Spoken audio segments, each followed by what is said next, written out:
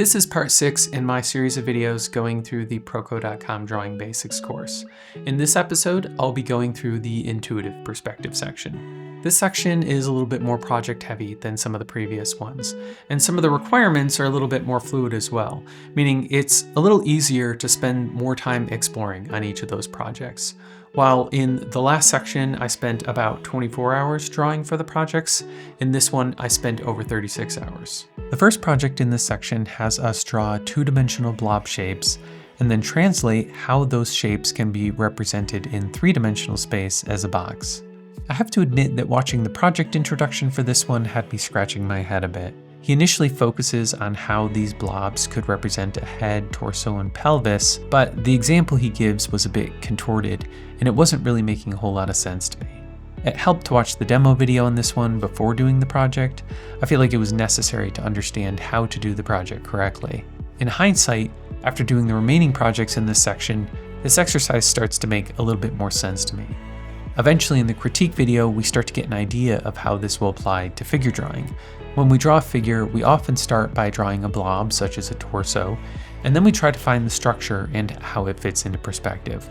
But I'm not entirely sold that this was the best introduction to this idea, or maybe the instruction could have explained it a little bit better up front. The next project is all about cross-contour, and these exercises were great for evolving towards viewing objects as forms and not just shapes. That seems to be a theme in this section. How do we gradually move from shape to form? On this one, we see how the projects are becoming a bit more fluid in their requirements. We have a lot of options for how to approach applying cross-contour to our choice of simple shapes or creatures. I started with some shapes, and next drew some ginger roots, and then drew some animals from reference and memory. I finished up the cross-contour section by drawing some ginger root people, trying to exaggerate them in both a skinny and bulky variation. Next, we move on to gestural perspective, deforming our shapes to add some more personality and style. We're given an assignment to draw a more complex building with gestural boxes for level 1 and to design a treehouse for level 2. I realized pretty quickly that I don't know anything about architecture, how a house is structured, or how a roof is constructed. To get unblocked on this, I studied various homes and roofs from reference and drew some orthographic sketches to wrap my head around some building layouts. Then I practiced drawing various roof shapes in perspective and tried to deform some of those a little. Finally, I combined some shapes and put the various ideas together to get to where I could actually do the intended project. Initially, I wasn't attempting to add any deformations. I was just focused on getting more complex forms fitting together correctly in perspective.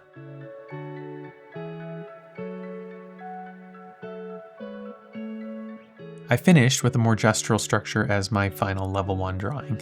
This was a bit more work than I originally thought it was going to be. There are times when a project sounds pretty easy, but then it's obvious once I start that it relies on some skills I just don't have yet, so I go explore my way through filling in those gaps. After going through that whole process, I browsed through some pictures of trees, and drawing the tree houses was relatively quick.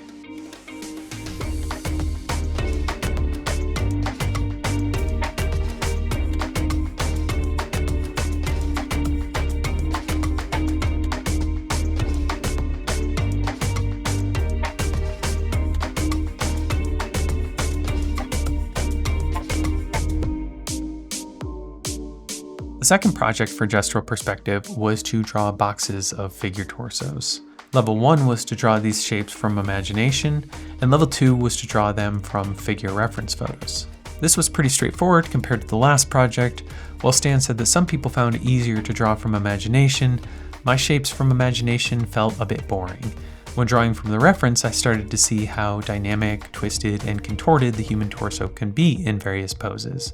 It was a good exercise to start adding those poses to my visual vocabulary. The last exercise in this section was visual memory games. This one was a little intimidating for sure, but a great introduction to some tools and approaches for building a visual vocabulary. Level 1 is to draw various objects that we're given a 3D model reference of, and level 2 is to draw figures simplified to mannequins from memory or imagination. We're given a variety of different games to play for the project, and it's kind of up to us to get the most out of it. The 3D model references provided are great for checking our work to get some feedback on how we did. For level 1, I started by looking at the object, drawing it from memory, and then correcting my work based on the reference. I then attempted to draw it from a new angle and corrected that. Finally, I constructed it from imagination in a new angle and corrected again. After doing these studies with the first object, I tried a little bit different approach for the subsequent ones. Instead of studying a single view of the object for a couple minutes, I studied the object overall, its dimension, proportions, and structure from all different angles by spinning around the 3D model. I would then close my eyes to imagine this object in a constructed view in my head. Each time I got to a part of the object I couldn't see or remember, I would open my eyes to review that aspect of the object. After a couple minutes, I would put away the reference and attempt to draw it from memory from a new angle. While not perfect, I was happy with how most of them came out, and even now I could probably still draw most of them from memory.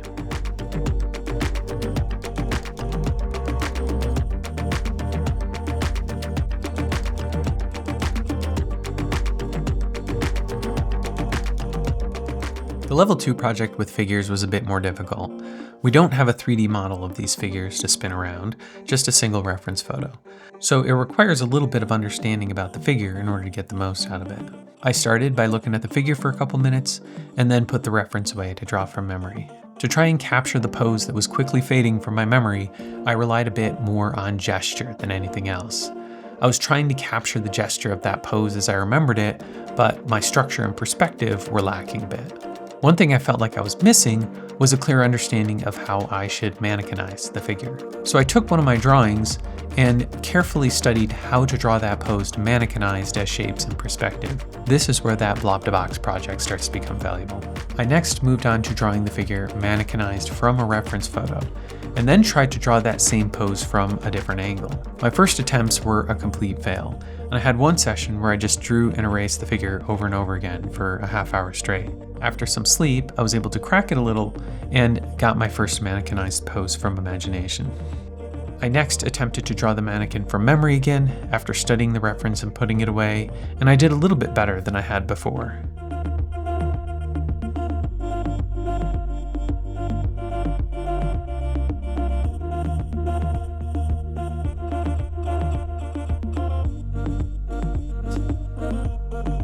For my last attempt, I drew the mannequin from reference and then once again attempted a new pose from a different angle while trying to exaggerate the pose and features a bit. I did better overall than I expected, knowing I've always had a difficult time drawing from memory.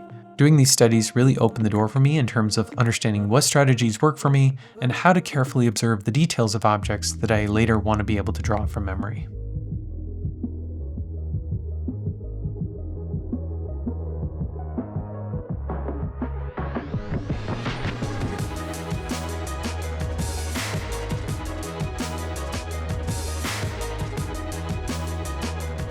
This section coalesces some concepts introduced earlier in the course.